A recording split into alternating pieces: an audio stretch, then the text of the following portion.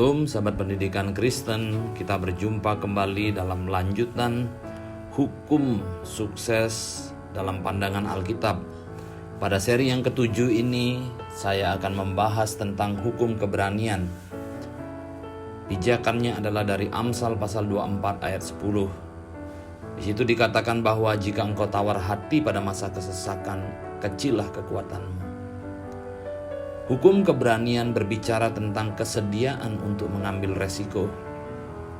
Alkitab berbicara tentang seorang hamba yang ketakutan, tidak menginvestasikan talenta yang ia terima dari tuannya, dan karena itu pada akhirnya ia dipecat.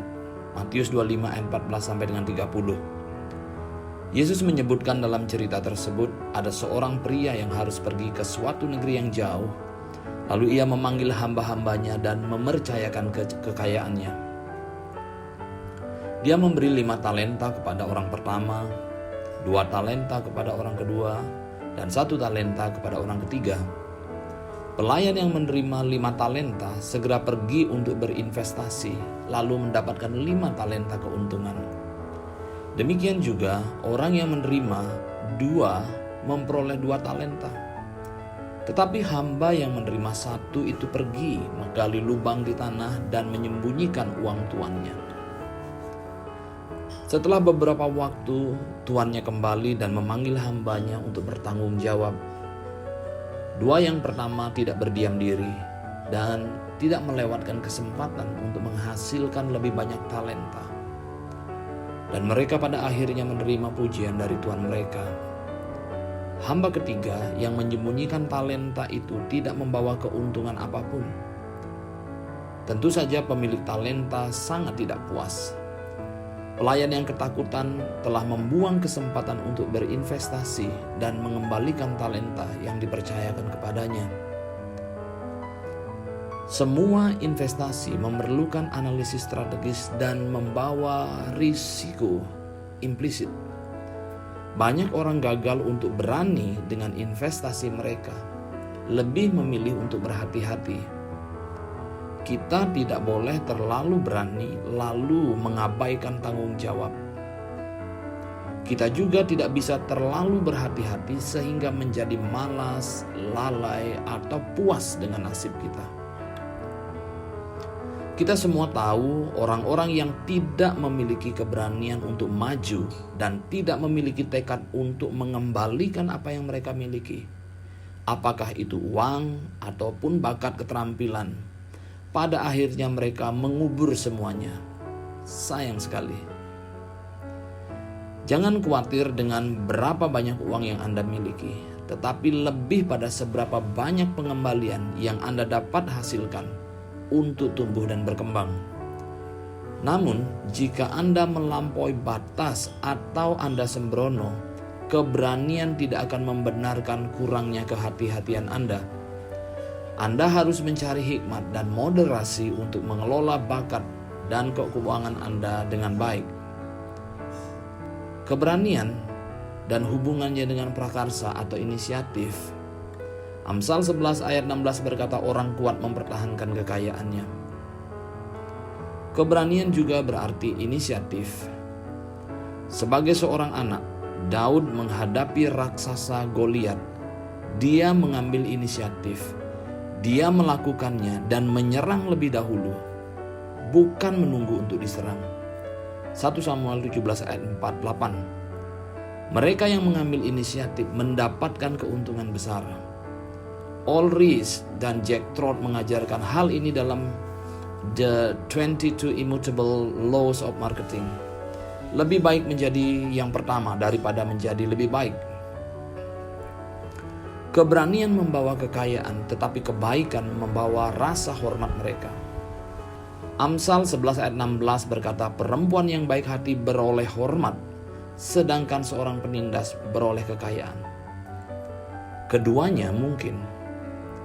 Anda bisa berani dalam ide dan eksekusi, tetapi juga baik dan lembut dalam cara, bahkan ketika Anda harus tegas. Gagasan ini diungkapkan dalam frase Latin suaviter in modo, fortier in re. Dengan kata lain, lembut tegas dalam perbuatan. Kemudian yang kedua, keberanian dengan resiko terhitung. Pengkhotbah 10 ayat 8-9 berkata, barang siapa menggali lubang akan jatuh ke dalamnya. Barang siapa memecah batu akan dilukainya. Barang siapa membelah kayu akan dibahayakannya. Pengkhotbah 10 ayat 8-9. Dalam Pengkhotbah 10, 8-9, Salomo menunjukkan bahwa menggali lubang dan menembus tembok adalah pekerjaan yang beresiko. Tetapi ada beberapa resiko yang bahkan dengan kemungkinan masalah yang tinggi mungkin sepadan. Telah dikatakan, jika Anda ingin menghindari kejengkelan, jangan memiliki bisnis. Dengan kata lain, memiliki bisnis adalah jaminan masalah, tetapi masalah itu mungkin berharga. Alkitab memperingatkan kita bahwa orang yang membawa batu bisa terluka. Namun, jika Anda ingin membangun rumah yang kokoh, atau tembok, atau jembatan, lebih baik bekerja dengan batu daripada dengan jerami atau pasir. Sebuah tantangan membutuhkan kerja jika ingin diatasi. Jika Anda memiliki bisnis, Anda akan memiliki masalah. Jika Anda sedang mengikuti ujian atau kuliah, pasti Anda akan mengalami sakit kepala. Jika Anda ingin membangun sesuatu yang besar, Anda harus membawa lebih banyak batu daripada jika tujuan Anda hanya membuat sesuatu yang kecil saja. Tergantung pada situasinya, mungkin lebih berbahaya untuk tidak mengambil resiko daripada mengambil resiko yang tidak diperhitungkan. Dikatakan bahwa Anda tidak melompat di tebing dengan dua lompatan. Ralph Waldo Emerson menyatakan, dalam berseluncur di atas es tipis, keselamatan kita ada pada kecepatan kita. Di sisi lain, keberanian tanpa kehati-hatian adalah sebuah kegilaan. Mengambil kesempatan pada sesuatu tidak berarti terbang membabi buta ke dalamnya. Ini adalah mengambil resiko dengan keberanian, hikmat, dan perencanaan. Dengan kalkulasi yang tepat, resiko akan berubah menjadi peluang.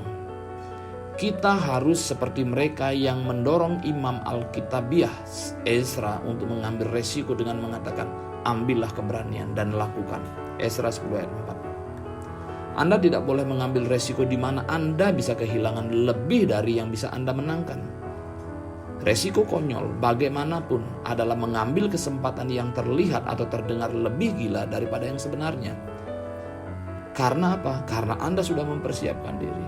Anda telah mengurangi resiko sebanyak mungkin. Anda memiliki rencana cadangan jika terjadi kesalahan. Jika Anda menyingsingkan lengan baju dan mulai berkata, Anda akan mendapatkan batu dan kayu bakar. Jika Anda tidak mengambil resiko karena takut terluka, maka Anda tidak akan memiliki apa-apa.